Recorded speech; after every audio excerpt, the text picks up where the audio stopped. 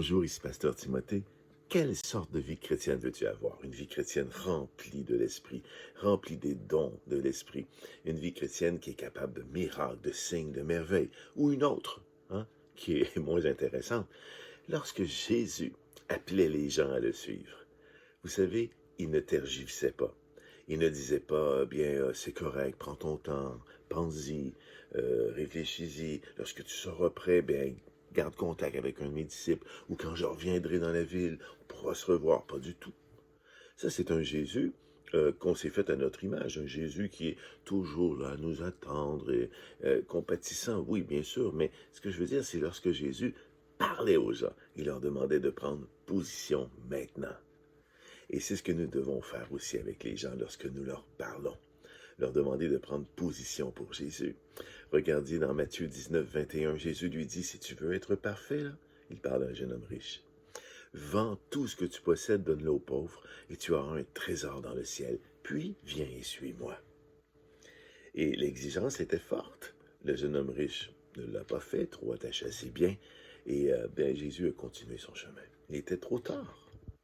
Bien sûr, la personne peut toujours se convertir par la suite, mais imaginez le délai qu'il y aura. Imaginez la relation qui sera plus la même non plus. Lorsque Jésus te demande de le suivre, tu dois renoncer à tout ce que tu avais avant. Et ensuite, s'il veut que tu le reprennes, il va te le dire. Une autre fois, un autre d'entre ses disciples lui dit, « Seigneur, permets-moi d'aller d'abord ensevelir mon père. » Ici, c'est les relations familiales. Le père n'était pas en train de mourir vraiment, mais on croit que c'est pour aller veiller les dernières années de son père.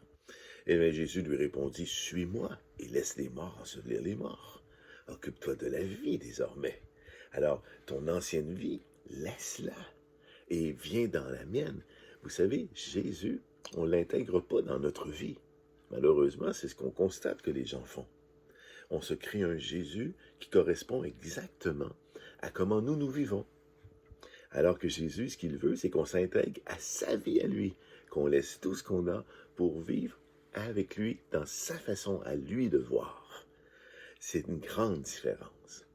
Dans Marc 1,18, Jésus lui dit, « Suis-moi, et je vous ferai pécheurs d'hommes. » Il parlait à Pierre et à son frère. Aussitôt, ils laissèrent leur filet et le suivirent. Eux, ils ont compris. Eux, ils ont reçu l'appel du Seigneur et ils ont pris une décision tout de suite. Ils ont dit oui.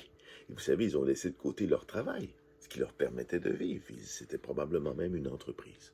De pouvoir pêcher des poissons, il fallait les revendre par la suite et payer tout ce qu'ils avaient payé, faire un surplus. Ils ont laissé cela. Jésus le savait très bien qu'il laissait beaucoup. Il aurait dit, moi, ce que je veux pour vous, c'est que vous deveniez des pêcheurs d'hommes. Dans Matthieu 9,9, Jésus partit de là et vit en passant un homme du nom de Matthieu, assis à son bureau de collecteur d'impôts. Il lui dit, « Suis-moi. » L'homme se leva et le suivit. Un autre qui a pris la décision. Les deux premiers que je vous ai parlé n'ont pas pris la décision de suivre Jésus. Ils voulaient le faire avec un délai. Ils voulaient attendre. Ils n'étaient pas certains. Ils voulaient comprendre, rationaliser les choses. Et puis Jésus, il n'était plus là. Alors que les deux autres, c'est tout de suite. Ils saisissent l'occasion. Le maître t'appelle. Viens. Alors, et ici encore là, Matthieu était collecteur d'impôts. Vous savez, les collecteurs d'impôts amassaient les taxes, demandaient de l'argent aux gens qui travaillaient, puis qui vendaient des choses, des biens, pour envoyer ça à Rome, mais ils s'en gardaient toujours un peu. Alors, c'était un travail très lucratif. Ça rapportait énormément d'argent. Matthieu a tout laissé cela.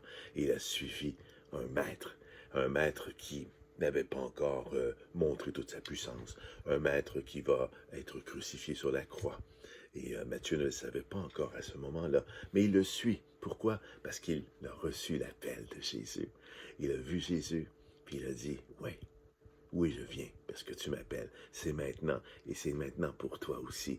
C'est maintenant le temps de le suivre. C'est maintenant le temps de renoncer à toute ton ancienne vie, à toutes tes valeurs que tu as, à toute ta philosophie, à toutes tes études que tu as faites, à toutes tes relations que tu as eues dans le passé et que tu hésites encore. N'hésite pas, Jésus passe. Et aujourd'hui, c'est par mon message. Il passe et il te dit, viens, suis-moi, renonce à tout ce que tu as, intègre-toi dans ma vie et non pas moi dans la tienne. Et tu vas voir la différence. Tu vas voir comment les dons de l'Esprit vont t'accompagner et les signes, les miracles, les merveilles vont être réels là aussi. Merci. Je vous souhaite une très belle journée. Soyez bénis.